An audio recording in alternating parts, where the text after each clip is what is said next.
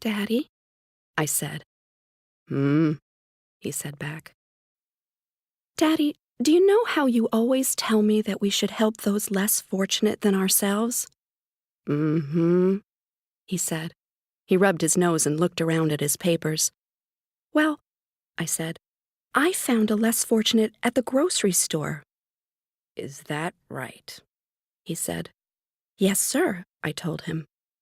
I stared at the preacher really hard. Sometimes he reminded me of a turtle hiding inside its shell, in there thinking about things and not ever sticking his head out into the world. Daddy, I was wondering, could this less fortunate, could he stay with us for a while? Finally, the preacher looked up at me.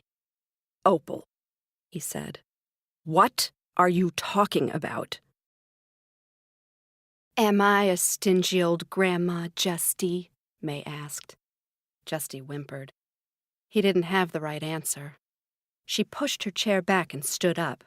She said right in Ruby's face, No, Justy, I paid for your daddy when he was in the hospital.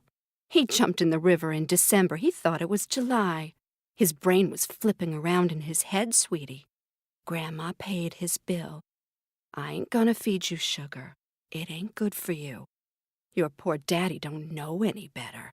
He'd feed you trash all day long if I wasn't here, and we'd have to go to the doctor. Stop it, you two! I yelled. My voice came out so shrill they stopped in their quarrelsome tracks.